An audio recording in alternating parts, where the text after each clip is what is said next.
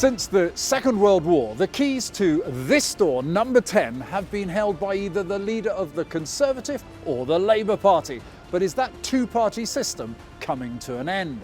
Reform UK has recently come top in some opinion polls for the first time. So what is their appeal to the voters? Just how big a threat are they to the big parties? And is the UK's political landscape getting a major shake-up?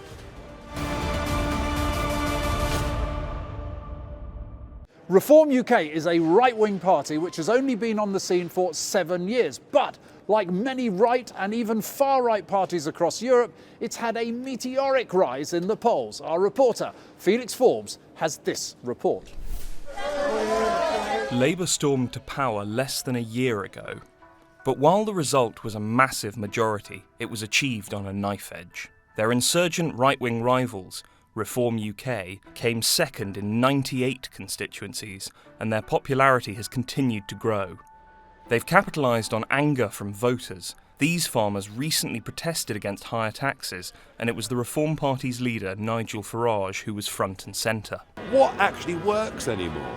And what confidence do we have that Labour or the Conservatives are going to turn the mood of the country around? And his party recently topped an opinion poll where 26% of people surveyed said they would vote for reform if there was an election tomorrow. That was slightly ahead of Labour with 25% and the defeated Conservatives on 21%. The grip that two parties have had, especially these two parties have had on the system, is breaking, in fact is broken. People in the UK are increasingly turning away from mainstream parties and mainstream politicians. We've seen this globally. We've seen this in Western countries across the world, especially since the COVID-19 pandemic. We've seen trust in politicians and institutions falling, and a sense that they are not delivering on people's actions. It's a story playing out across Europe, as voters angry at high immigration, high inflation and sluggish economies are turning to parties on the radical or far right.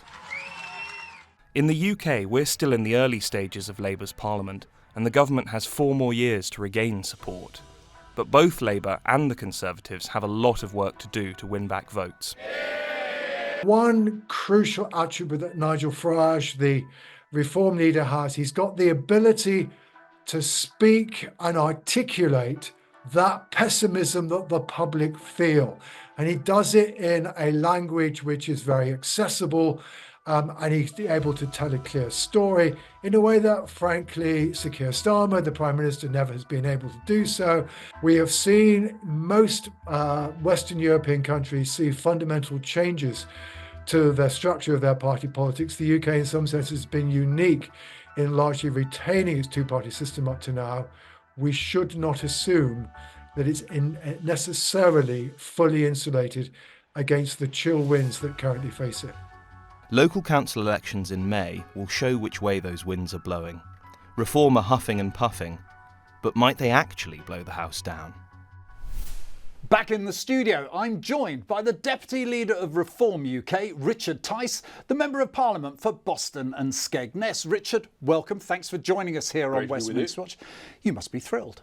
yeah, we're making great progress. We are either first or equal first in the polls, completely sort of overachieving relative to what everybody said we would do. They said we'd disappear below the waves. Actually, the people who are disappearing are the Conservatives, who are now slipping to third in the polls. Who knows, they might even be at 20% or lower later this year. Help us out here. Can you explain, what is it do you think is behind Reform's surge in the polls?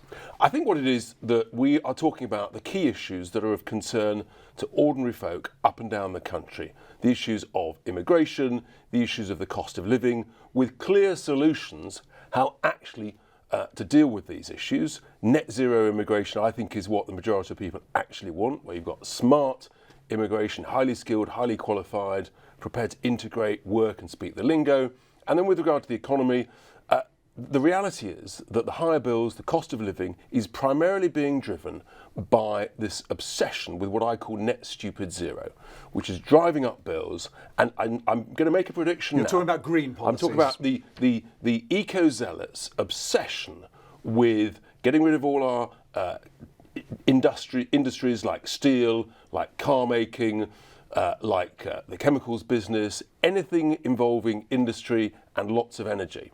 and we're uncompetitive with our highest electricity prices across the world. This will be the topic and one of the key issues of the next general election. Well, we'll come on to the next general election later, but you've outlined some of the reasons why you think people are supporting you more than ever before. How much of that lead in the polls is down to Nigel Farage, the leader of your party? Nigel's a brilliant leader. He's the most well-known politician. He's the most experienced politician, having been campaigning for well over 20 years. And look, at the end of the day, it's those common sense policies. We've all got a successful track record in our sort of business careers. We tell it as it is. We know how to grow things, and we know how to make people better off. And our policies will make people better off. And I think that Nigel is trusted on these key issues that matter to people. But does it also matter to Reform in the sense that if Nigel Farage, for whatever reason, wasn't your leader, for whatever reason, he is and he will be, and I'm sure he will be. But if he wasn't your reason, how dependent is your party's success on Nigel Farage? How deep does the support go beyond the personality and power of one of the UK's most influential politicians? It's really important in the same way that Boris Johnson was a brand and a personality. And okay, but it's very interesting. In YouGov's poll in January, when they started to look at the reasons why Reform were surging in the opinion polls, actually what was top, just edging out immigration, was the fact that Reform are neither Labour and neither Conservative. Now, is that, I mean, you'll take the votes, but that's not a ringing endorsement, is it? Oh, I think it absolutely is, because it's basically saying the two main parties who've been in charge for the last, give or take 100 years, have led us to the point where nothing works and people are getting poorer. And people look at our contract, they look at our policies, common sense policies, where you make work pay, you make risk-taking pay, you celebrate success, you're optimistic about this country, but you're honest about the challenges and the reasons why we're doing so badly. And that is mass immigration is suppressing wages, and the lunacy of net stupid zero is driving up our bills, driving up the cost of living, and destroying industries. And people are saying, thank heavens someone's telling it as it is. And so I think what people are also saying, competition's a good thing for all of us. We believe in it. And people are saying, everybody else has messed it up. Thank heavens there's another alternative. Let's give them a go. And here's the key point. You don't have to like someone to vote for them. Many people voted for Donald Trump, even though they may or may not like his personality, but they concluded that he would make them better off than his competitor. And I think with Reform and with Nigel, that's what people are concluding. You raised Donald Trump, and much like Donald Trump's administration, people will say about Reform, one of the reasons they don't want Labour again or Conservatives again is because you're a party that will get things done. However, as you know, the governments of Labour and Conservative have been frustrated by the courts. They've been frustrated by parliamentary tactics. They've been frustrated by the civil service and weren't able to get things done. You don't have executive orders like President Trump has in this country. Why will it be any different with Reform in charge? Because unlike both of the two main parties, they've got no business experience, no track record of success on their respective front benches. And so we've got a track record of getting things done, making things happen, growing successful businesses, and we will not stand for those sort of hurdles being put in our way. So yes, there needs to be fundamental reform of some of those issues you've just mentioned, particularly the civil service. They don't run the country, they're not elected to run the country. But unless you sack them, how do you change them? And bluntly, that is it. Unless they understand they're either going to do what the elected government say they're going to do, or yes, they absolutely will be fired. We will not stand for these people putting blockages in a way. So they've got a choice to make. Either they work with us and we need to bring more successful people from the outside. If they're not going to work with us, we will fire them. We will bring in people from the private sector. We will get things done. We will not tolerate those sort of blockages put in our way. The British people are sick and tired of civil servants thinking they run the country. They don't. They're there to do the job that the elected ministers instruct them to do. And if they don't do it, they're in breach of contract. Fire them. You outlined what you thought would be a 10-year plan to government. Now, do you think you can win power in the next election outright? Yes, we do, and that's what we're planning for. And obviously, there's a long way to go, 4 years. So we've got plenty of time to get ready and prepare for that. Look, things can happen, events.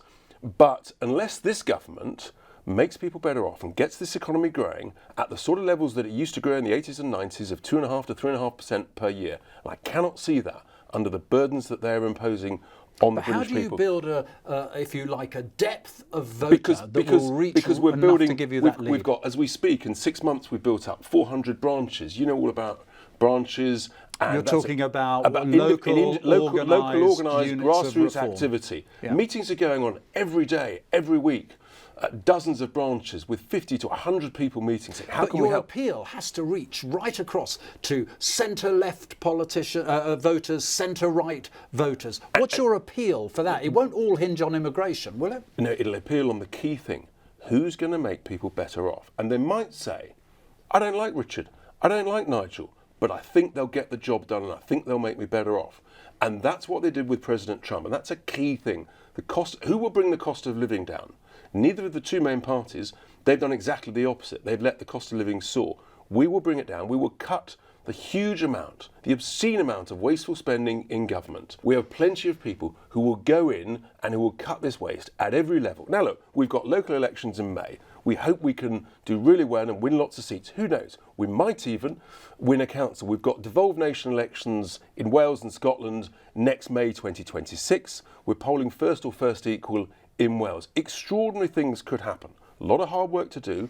Right. But we will absolutely say we've got to make this country grow again. And you do that by having less wasteful government spending, less daft regulations, so that you can then reduce taxes. That's how you create growth. You've set out your case very clearly. But in reality, Richard, we're looking now at what seems to be a three-party political race.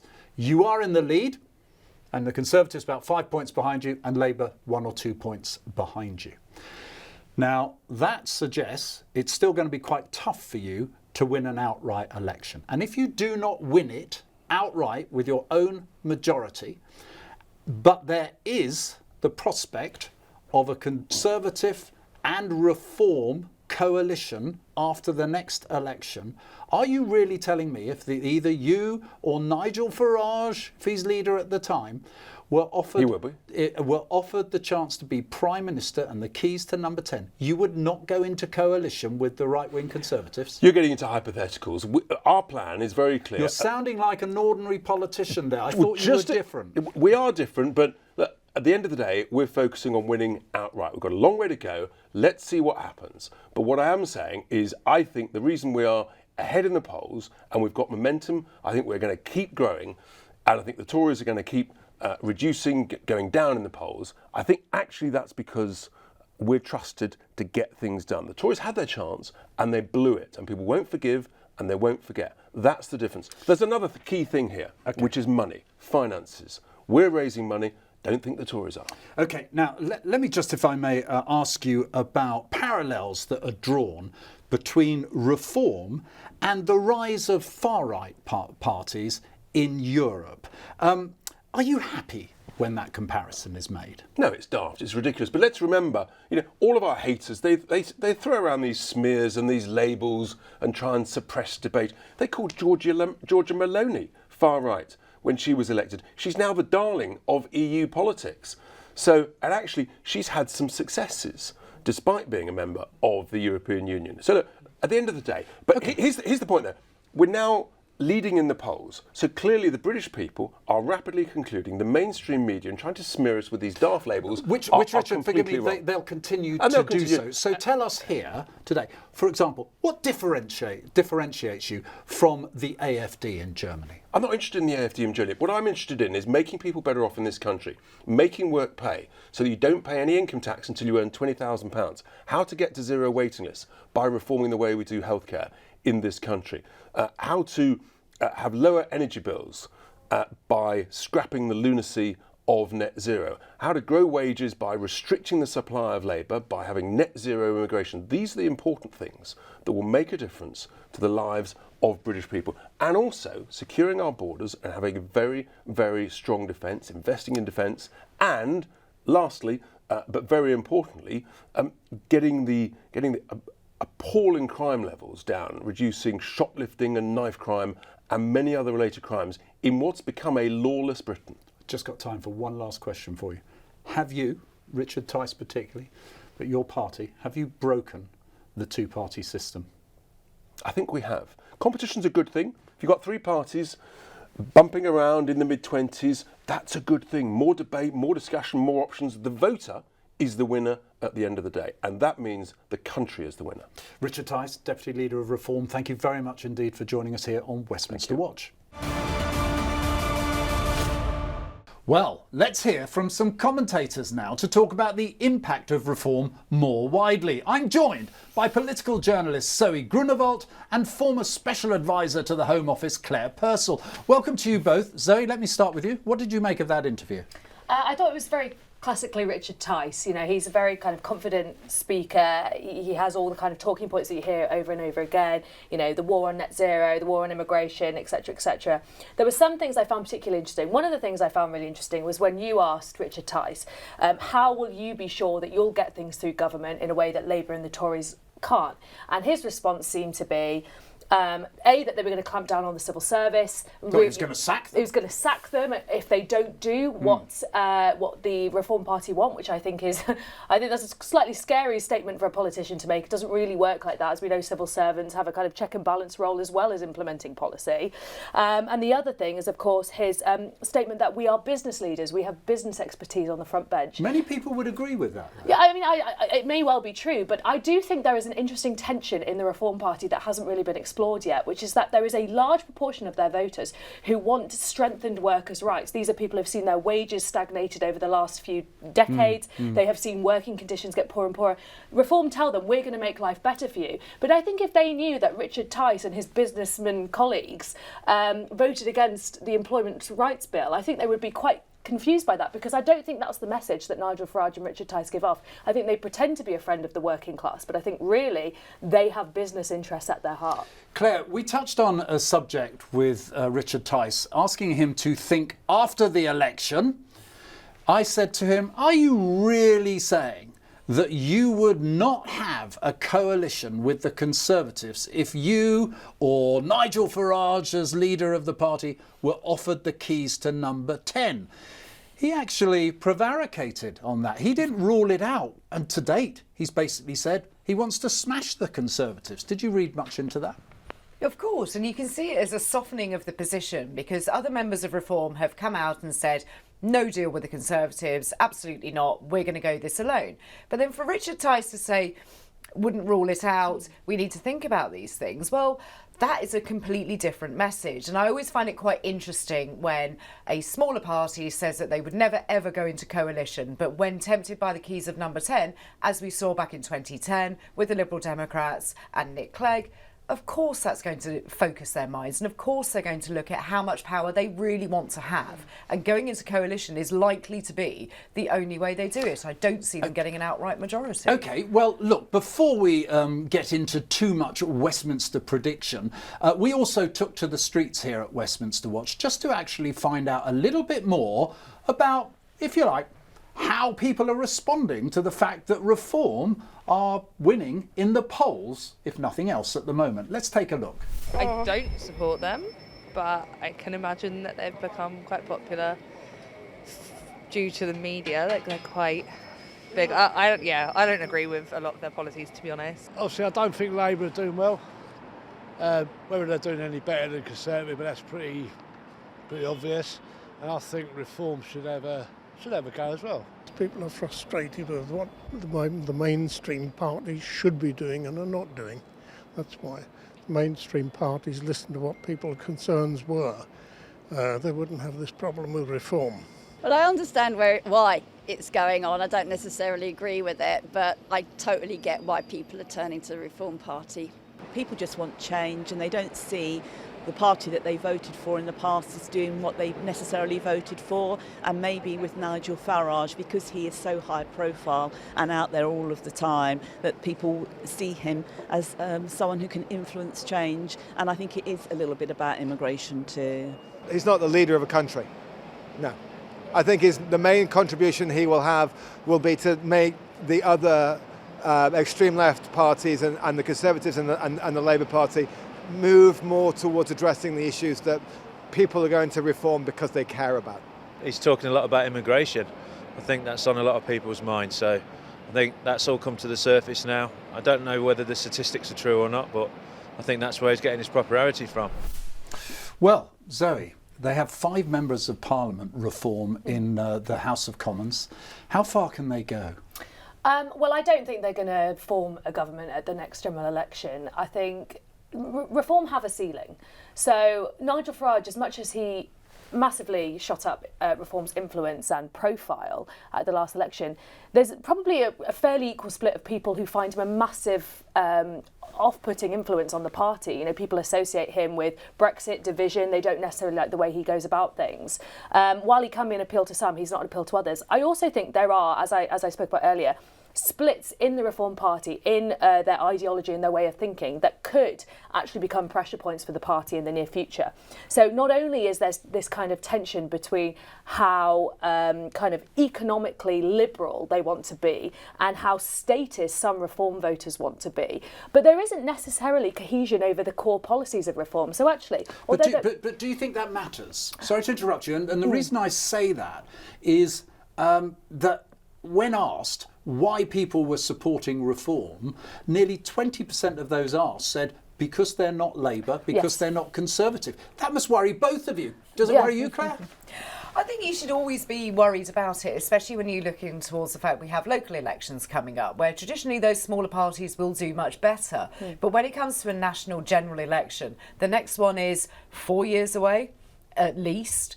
And that is a long time for that momentum to be kept up. And people are interested in them because they're different, but they're also interested in those characters.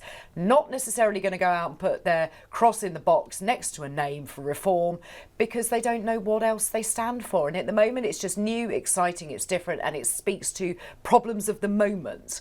But in 4 years' time, those problems are likely to be different. And unless reform can adapt to that, have more candidates, speak more candidly on things like housing and education, it's a long way ahead to keep this up. You can't just go on one issue. Is Kemi Badenoch the problem? I think the party is broken currently. I don't necessarily think there'll be one person that could fix it because of the divisions of old. And although we're down on number with 121 members, those divisions are still there and they're still strong. They haven't been fixed. Let's, if I may, Zoe, just take you to the continent of Europe. We are seeing quite a swing to the right and in some cases to the far right. You've got elections in Germany where the AfD, most considered a far-right party, are going to be on about 20% of the vote. You've got the right-wing Meloni government in Italy, in power, doing quite well by all accounts if you judge opinion polls. You've got a coalition right-wing government of quite a broad right-wing coalition in Holland. Why is this happening now?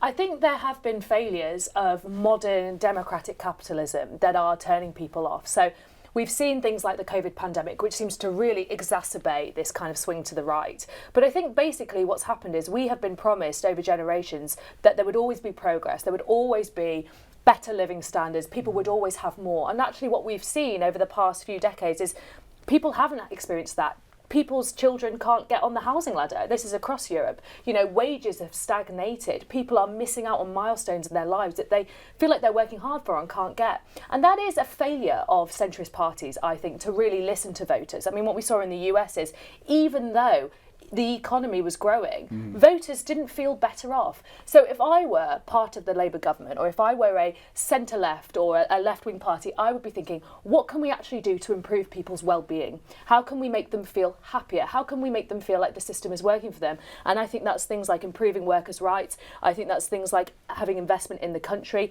sorting out roads, infrastructure, things like that that genuinely make people feel better off. Is it actually quite a good thing that the two-party system is broken? Isn't time for change something that maybe we should embrace in this country because it hasn't really worked very well, the two-party system, over the last 20 years? But neither has minority parties coming up into government. If you look into Europe at proportional representation and the kind of rainbow coalitions that you get, they don't work either because you have so many people vying for the attention of the public, so many people putting their policies forward and the way they want to run something, nothing gets decided. I think no democratic system that we've seen is perfect, right? There are always issues. issues. And I would like to see maybe one day something like PR, maybe a more representative system. Proportional representation, yeah. When you look across the political parties in Westminster excluding reform, the question's simple.